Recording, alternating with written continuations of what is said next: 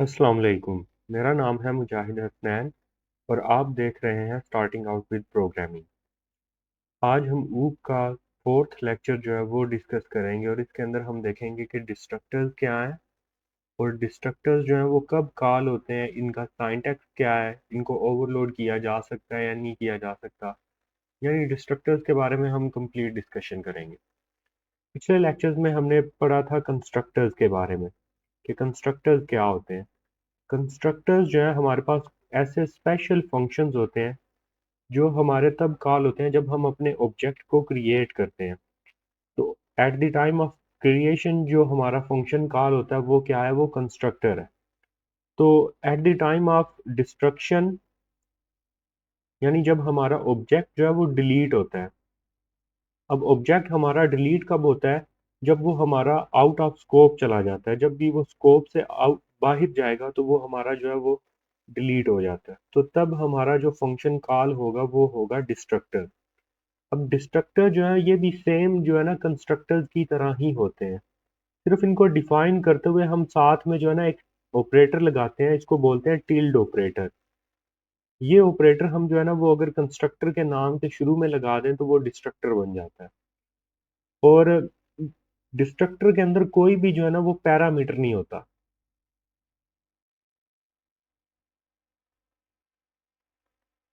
अब ये चीज बहुत इंपॉर्टेंट है। अगर डिस्ट्रक्टर के अंदर कोई भी पैरामीटर नहीं होता तो इसका मतलब है कि इसको ओवरलोड नहीं किया जा सकता। अब ओवरलोड क्यों नहीं किया जा सकता? ओवरलोड के लिए क्या जरूरी होता है कि हमारे पास जो सिग्नेचर होता है वो हम चेंज करते हैं। नाम फंक्शन का सेम रहता है, सिर्फ सिग्नेचर चेंज करते हैं हम। तो सिग्नेचर हमारा किस चीज से डिफाइन होता है? सिग्नेचर हमारा डिफाइन होता है नंबर ऑफ पैरामीटर्स के साथ। अब अगर हमारे पास नंबर ऑफ पैरामीटर्स हम चेंज ही नहीं कर सकते तो इट मीन्स कि हम सिग्नेचर को चेंज नहीं कर सकते फंक्शन के। और अगर फंक्शन का सिग्नेचर चेंज नहीं हो सकता तो इट मीन्स कि उसको ओवरलोड नहीं किया जा सकता। अब हम जो हमारा डिस्ट्रक्टर है इसका बेसिक सिंटैक्स देख लेते हैं। इसका सिंटैक्स क्या है कि हमारे पास सबसे पहले टिल्ड ऑपरेटर आएगा। टिल्ड ऑपरेटर के साथ आ जाएगा क्लास नेम। सेम जैसे हमारा कंस्ट्रक्टर के लिए हम उसको क्लास नेम से डिफाइन करते हैं, इसको भी हम क्लास नेम से ही डिफाइन करेंगे। साथ में आ जाएंगी एम्प्टी पैरेंथेसिस क्योंकि इसके कोई भी पैरामीटर्स नहीं होंगे। देन करली ब्रेसेस इसकी आ जाएंगी और यहाँ पे इसका आ जाएगा कोड। अब हमें डिस्ट्रक्टर के कोड के अंदर हम क्या चीज़ लिखेंगे ये भी मैं आपको बता देता हूँ। इससे पहले अगर आपको कंस्ट्रक्टर्स के बारे में पता हो तो उसमें हम क्या करते हैं कि जो हमारे प्राइवेट मेंबर्स होते हैं हम उनको डिफ़ॉल्ट वैल्यूज असाइन करवाते हैं प्राइवेट मेंबर्स को। तो डिस्ट्रक्टर्स में हम क्या करेंगे? डिस्ट्रक्टर्स में अगर हमारे प्राइवेट मेंबर्स के अंदर कोई पॉइंटर है, उसको हमने सपोज कर लें डायनेमिक मेमोरी जो है वो एलोकेट करवाई है। तो वो डायनेमिक मेमोरी जो हमने एलोकेट करवाई है उसको हमें रिलीज भी करवाना होता है रैम से खुद। तो हम यहाँ पे अमूमन जो है हम मेमोरी मैनेजमेंट करते हैं अपनी। क्योंकि सी प्लस प्लस के अंदर जो मेमोरी मैनेजमेंट है ये कंपाइलर खुद से नहीं करता, ये हमें करना पड़ती है। वो खुद से मेमोरी को डिलीट नहीं करवाता, तो हमें मेमोरी मैनेजमेंट खुद करना पड़ती है। अगर हमारे प्राइवेट मेंबर्स के अंदर कोई भी पॉइंटर आ रहा होगा ना, उस पॉइंटर को जो हमने डायनेमिक मेमोरी एलोकेट करवाई है उसको हम यूजली यहाँ पे डिलीट करवाते हैं। या फिर जब हमारा ऑब्जेक्ट जो है वो आउट ऑफ स्कोप जाता है, जब वो डिलीट हो जाता है मेमोरी से, तो तब ये डिस्ट्रक्टर्स कॉल होते हैं। अगर तब हमने स्क्रीन के ऊपर कोई मैसेज प्रिंट करवाना है तो हम वो प्रिंट करवा सकते हैं। या अगर हमने कोई स्टैटिक वेरिएबल्स यूज किए हुए हैं अपने क्लास के अंदर, तो उनको उनके अंदर कोई इंक्रीमेंट या डिक्रीमेंट करना है या उनकी वैल्यू को चेंज करना है जब हमारा ऑब्जेक्ट जो है वो डिलीट होता है, तो वो काम हम जो है वो डिस्ट्रक्टर्स के अंदर जो है ना वो हम करवा सकते हैं। अब कंस्ट्रक्टर्स जो है हमारे, जब ऑब्जेक्ट हम क्रिएट करते हैं तब कॉल होते हैं। ऑब्जेक्ट क्रिएशन पे हमारे कॉल होंगे कंस्ट्रक्टर्स। अब कंस्ट्रक्टर्स जो है इनको हम ओवरलोड कर सकते हैं लेकिन डिस्ट्रक्टर्स को जो है हम ओवरलोड नहीं कर सकते। तो कंस्ट्रक्टर्स के लिए ओवरलोड हम कर सकते हैं, लेकिन जब हमारा ऑब्जेक्ट डिलीट होता है, डिलीशन जब ऑब्जेक्ट की होगी तो तब क्या कॉल होता है? तब कॉल होता है डिस्ट्रक्टर। और डिस्ट्रक्टर जो है इसको हम ओवरलोड नहीं कर सकते। और इसका सिंटैक्स क्या है? सिंटैक्स के लिए हम यूज करते हैं टिल्ड ऑपरेटर। ये इसकी निशानी होती है, कंपाइलर इससे पता चला सकता है कि हमारा डिस्ट्रक्टर कौन सा है।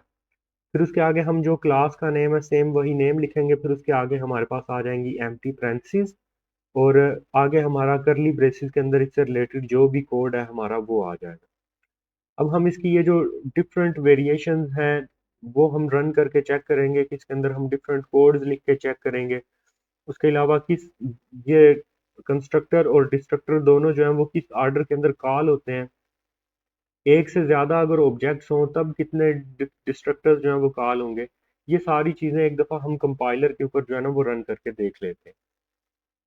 अब हम कंपाइलर पे आ गए हैं। अब हम डिस्ट्रक्टर्स जो है वो कैसे कॉल होते हैं, उनको ओवरलोड किया जा सकता है या नहीं किया जा सकता। उसके अलावा डिफरेंट वेरिएशन जिनमें एक ऑब्जेक्ट का स्कोप हम जो है वो ख़त्म कर सकते हैं ताकि उसका डिस्ट्रक्टर कॉल हो। हम ये सारी चीज़ें जो है ना वो ट्राई करके अभी देखें। सबसे पहले आ जाएगा hash include iostream using namespace STD. फिर उसके बाद आ जाएगा क्लास डेमो। इस क्लास के अंदर हम कंस्ट्रक्टर्स और डिस्ट्रक्टर्स का जो डेमो है हम वो देखेंगे।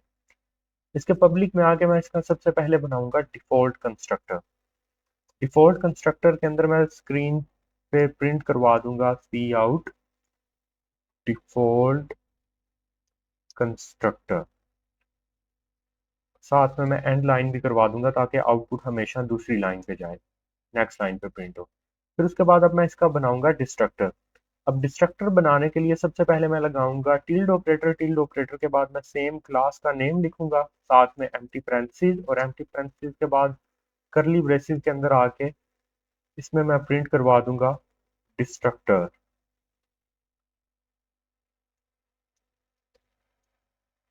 अब इस क्लास को क्लोज करने के लिए हम सेमी कॉलन लगाएंगे। फिर उसके बाद आ जाएंगे अपने मेन फंक्शन के अंदर, और मेन फंक्शन के अंदर आके हम डेमो का एक ऑब्जेक्ट ले लेंगे D1।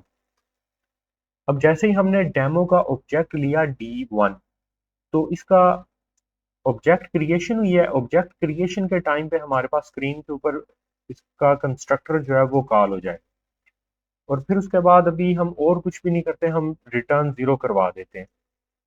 अब जैसे ही हम रिटर्न जीरो करवाएंगे ना, तो ये जो मेन फंक्शन की ये जो बॉडी है, ये जो इसकी बॉडी है ये सारी की सारी एग्जीक्यूट हो जाएगी। इसके अंदर अगर हमने कोई भी वेरिएबल लिया, ऑब्जेक्ट लिया, जो चीज़ भी लिया वो रैम में से डिलीट हो जाएगी। जैसे भी ये जैसे ही हमारा ये मेन वाला फंक्शन एग्जीक्यूट होगा, इट मीन्स के जैसे ही हमारा ये DM1 डिलीट होगा ये आउट ऑफ स्कोप जाएगा। आउट ऑफ स्कोप जाते ही हमारा क्या होगा, इसका डिस्ट्रक्टर कॉल हो जाएगा।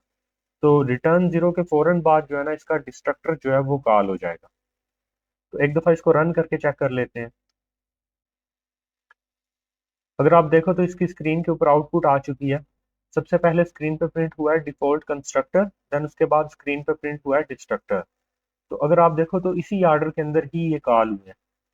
डेमो D1 ऑब्जेक्ट क्रिएट हुआ और स्क्रीन पे उसका डिस्ट्रक्टर जो है वो कॉल होगा। फिर हमने लिखा रिटर्न जीरो, तो डिस्ट्रक्टर जो है ना वो कॉल होगा क्योंकि ये DM आउट ऑफ स्कोप चला गया। अब अगर मैं यहाँ पे एक की बजाय दो ऑब्जेक्ट्स ले लेता हूँ, DM1 और DM2 दो ऑब्जेक्ट्स मैंने ले लिए। अब दो ऑब्जेक्ट्स जैसे ही क्रिएट हुए, DM1 के लिए भी उसका कंस्ट्रक्टर कॉल होगा, DM2 के लिए भी उसका कंस्ट्रक्टर कॉल होगा। दो दफा स्क्रीन के ऊपर प्रिंट होगा डिफॉल्ट कंस्ट्रक्टर। फिर उसके बाद जैसे ही रिटर्न जीरो होगा ना, तो रिटर्न जीरो के ऊपर DM1 और DM2 दोनों आउट ऑफ स्कोप जाएंगे। जैसे ही दोनों ऑब्जेक्ट्स आउट ऑफ स्कोप जाएंगे तो स्क्रीन के ऊपर दो दफा डिस्ट्रक्टर कॉल होगा, ना कि एक दफा।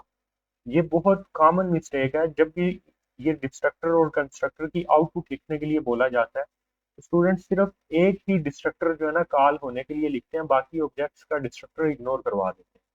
तो यहाँ पे जब भी रिटर्न जीरो होगा, रिटर्न जीरो के ऊपर जितने भी ऑब्जेक्ट क्रिएटेड है हमारे, उन सब के लिए डिस्ट्रक्टर कॉल होगा। अब एक दफा इसको रन करके भी देख लेते हैं। अब अगर आप देखो तो स्क्रीन के ऊपर आउटपुट आ चुकी है। सबसे पहले DM1 के लिए कंस्ट्रक्टर कॉल हुआ, फिर DM2 के लिए कंस्ट्रक्टर कॉल हुआ, फिर रिटर्न जीरो पे दोनों के लिए डिस्ट्रक्टर कॉल हुआ है। क्योंकि दो ऑब्जेक्ट थे तो दो दफा डिस्ट्रक्टर कॉल हुआ है। अब इसकी एक वेरिएशन हम और देख लेते हैं जिसमें हमारा जो स्कोप है वो बजाय रिटर्न जीरो पे खत्म होने के पहले ही खत्म हो जाएगा। तो सपोज कर ले मैंने dm2 को बजाय यहाँ पे इनिशियलाइज या क्रिएट करने के मैंने यहाँ पे ली कोई इफ की कंडीशन, इफ, और यहाँ पे मैंने लिख दिया ट्रू कि इफ की कंडीशन जो है वो हमेशा ट्रू है मेरे पास, यानी इफ वाला जो ब्लॉक है ये हमेशा एग्जीक्यूट होगा ही होगा। अब ये मेरे पास जो इफ का ब्लॉक है ना, इसके अंदर जो चीज भी अगर मैं कोई चीज डिक्लेयर करूंगा तो उसका स्कोप सिर्फ इसके अंदर ही होगा। जैसे ही मैं इफ के ब्लॉक से बाहर आऊंगा तो उसका स्कोप खत्म हो जाएगा। तो यहाँ पे मैंने लिखा डेमो dm2। अब मैंने इस इफ के ब्लॉक के अंदर मैंने क्या किया, dm2 नाम का एक ऑब्जेक्ट क्रिएट किया। इसकी क्रिएशन के टाइम के ऊपर जो है ना क्या कॉल होगा, हमारा कंस्ट्रक्टर कॉल हो जाएगा। अब जैसे ही हम इस इफ की ब्लॉक से बाहर आएंगे, अब ये ब्लॉक जो है हमारा इफ का भी हो सकता है, उसके अलावा हमारा ये लूप का जो वाइल का लूप, फॉर का लूप, उनका ब्लॉक हो सकता है, या हम ये सिंपल ब्लॉक भी ले सकते हैं। हमें जरूरत नहीं है कि ऊपर इफ लिखें या वाइल लिखें, हम सिर्फ ऐसे सिंपल ब्लॉक ले लेंगे ना, तो तब भी ये ब्लॉक का जो स्कोप है वो काम करता है। यानी जो चीज इसके ब्लॉक के अंदर हम डिक्लेयर करेंगे उसको हम आउटसाइड एक्सेस नहीं कर सकते। तो जैसे ही ये ब्लॉक मेरा जो है ना, इससे मैं बाहर आऊंगा तो डीएम का स्कोप यहाँ पे नहीं है। ये चेक करने के लिए अगर आप यहाँ पे लिखो ना dm2, तो यहाँ पे dm2 नाम का वो बोल रहा है कि कोई भी ऑब्जेक्ट नहीं है, आइडेंटिफाइड dm2 इज अनडिफाइंड। वो बोल रहा है कि इस स्कोप के अंदर, मेन के स्कोप के अंदर dm2 डिफाइंड नहीं है। वो कहाँ पे डिफाइंड है, वो इस ब्लॉक के अंदर डिफाइंड है। तो जैसे ही हम आउट ऑफ स्कोप जाते हैं तो हमारा क्या कॉल हो जाता है, हमारा डिस्ट्रक्टर कॉल हो जाता है। तो dm2 जैसे ही इस ब्लॉक से हम बाहर निकलेंगे उसका डिस्ट्रक्टर जो है वो कॉल हो जाएगा और स्क्रीन के ऊपर प्रिंट हो जाएगा डिस्ट्रक्टर। अब इसके लिए डिस्ट्रक्टर यहाँ पे प्रिंट हो गया। फिर उसके बाद हमने लिया डेमो d3। अब डेमो d3 जो है हमारा, इसके लिए क्या कॉल होगा, कंस्ट्रक्टर। और फिर जैसे ही हमारा ये रिटर्न जीरो आएगा, रिटर्न जीरो के ऊपर अभी dm1 जो है ना ये आउट ऑफ स्कोप नहीं गया हुआ था, और dm3 भी नहीं गया हुआ था। dm2 जो है ये ऑलरेडी आउट ऑफ स्कोप जा चुका है, इसका डिस्ट्रक्टर भी कॉल हो चुका है। तो अब रिटर्न जीरो के ऊपर dm1 और dm3 इन दोनों के लिए जो है ना डिस्ट्रक्टर कॉल हो जाएगा। तो प्रोग्राम की आउटपुट किस सीक्वेंस में आएगी, सबसे पहले स्क्रीन के ऊपर प्रिंट होगा dm1 के लिए डिफॉल्ट कंस्ट्रक्टर, फिर dm2 के लिए स्क्रीन के ऊपर प्रिंट होगा डिफॉल्ट कंस्ट्रक्टर, फिर dm2 जो है वो आउट ऑफ स्कोप जाएगा तो उसके लिए उसका डिस्ट्रक्टर कॉल हो जाएगा, थर्ड स्टेटमेंट प्रिंट होगी डिस्ट्रक्टर। फिर उसके बाद dm3 जो है ये क्रिएट हुआ है तो उसके लिए स्क्रीन पे प्रिंट होगा default constructor. Then return zero के ऊपर जो है dm1 और dm3 ये दोनों आउट ऑफ स्कोप जाएंगे और इनके लिए डिस्ट्रक्टर कॉल हो जाएगा। अच्छा, अब हमारी स्क्रीन के ऊपर आउटपुट आ चुकी है। तो अगर आप देखो तो सबसे पहले dm1 के लिए स्क्रीन के ऊपर उसका कंस्ट्रक्टर कॉल हुआ, फिर dm2 के लिए कॉल हुआ जो कि अपने एक ब्लॉक स्कोप के अंदर हमने जो है ना वो डिफाइन किया। फिर जैसे ही हम उस ब्लॉक स्कोप से बाहर निकले तो dm2 के लिए उसका डिस्ट्रक्टर कॉल हो गया क्योंकि dm2 आउट ऑफ स्कोप चला गया। फिर उसके बाद हमारा आ गया डिफॉल्ट कंस्ट्रक्टर फॉर dm3, और फिर रिटर्न जीरो के ऊपर dm1 और dm3 इन दोनों के लिए जो है ना हमारा डिस्ट्रक्टर कॉल हो गया। अब हम इसकी एक वेरिएशन हम और देख लेते हैं। हम यहाँ से एक्स्ट्रा स्टेटमेंट्स जो हैं ये हटा देते हैं, सिर्फ यहाँ पे एक एक ऑब्जेक्ट जो है ना वो बाकी रख लेते हैं।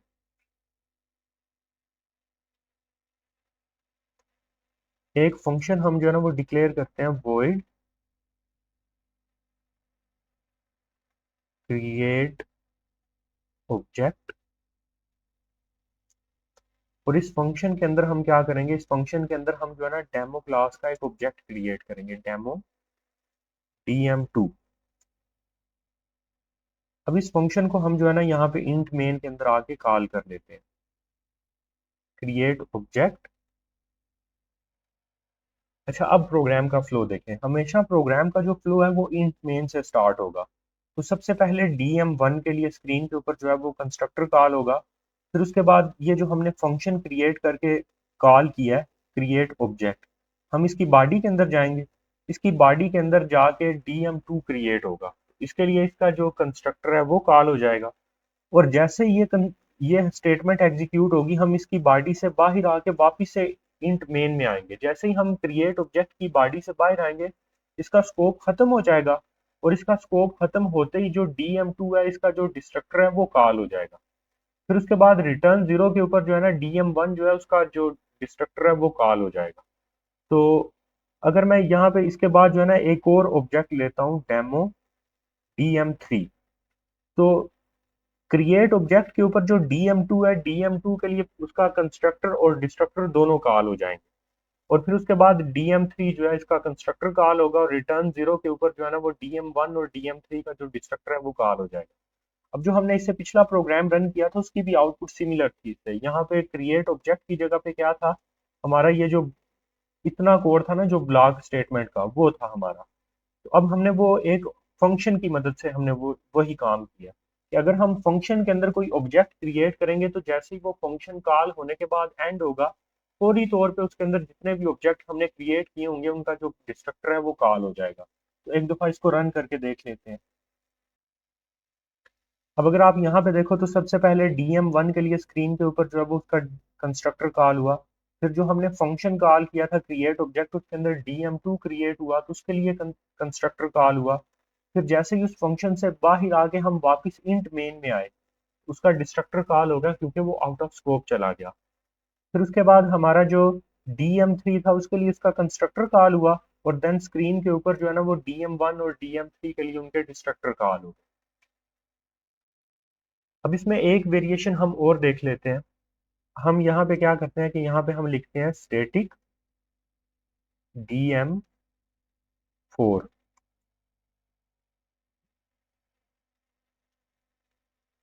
Static demo dm4।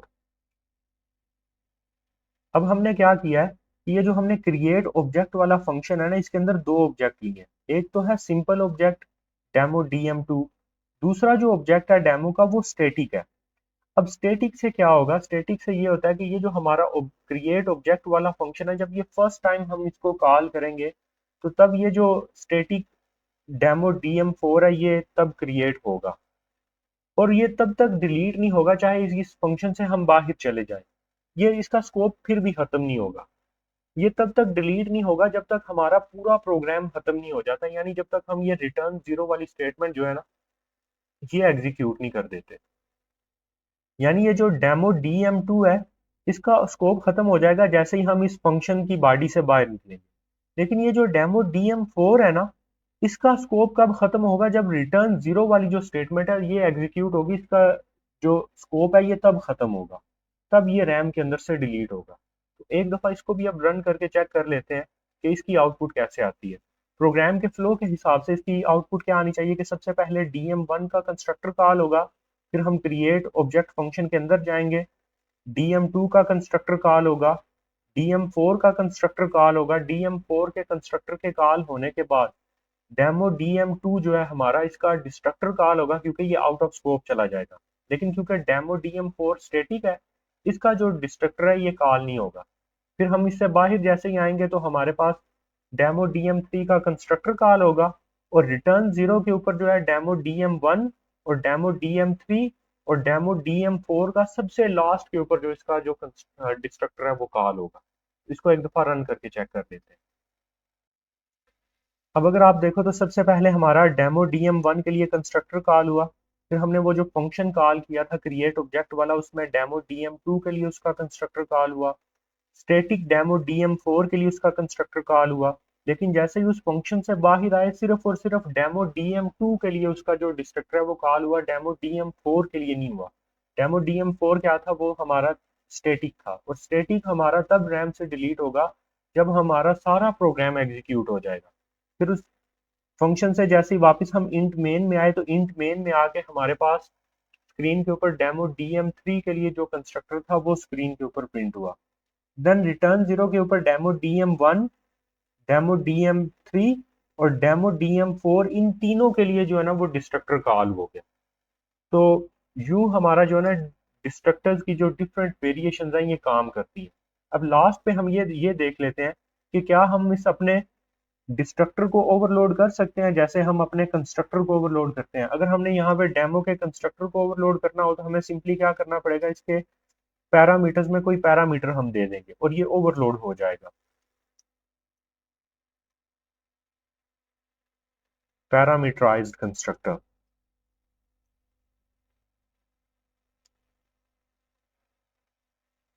अब अगर आप देखो तो इसके ऊपर कंपाइलर ने कोई भी एरर नहीं दिया, लेकिन अगर मैं यही काम जो है ना वो डिस्ट्रक्टर के साथ करूंगा ना, डिस्ट्रक्टर के लिए अगर मैं जो है ना इसका बनाता हूँ पैरामीटराइज्ड डिस्ट्रक्टर, यानी इसको अगर मैं ओवरलोड करने की कोशिश करता हूँ, यहाँ पे मैं अगर सिर्फ इंट एक्स ही लिखता हूँ, तो अगर आप यहाँ पे देखो तो यहाँ पे वो एरर दे रहा है इंट के ऊपर, और वो एरर भी क्या दे रहा है, destructor may not have parameters, के डिस्ट्रक्टर के अंदर पैरामीटर्स नहीं होते। तो अगर डिस्ट्रक्टर के अंदर पैरामीटर्स नहीं होते तो इट मीन्स कि इसको ओवरलोड भी नहीं किया जा सकता, क्योंकि ओवरलोड करने के लिए क्या चीज जरूरी होती है कि हम नंबर ऑफ पैरामीटर्स जो है वो चेंज करें।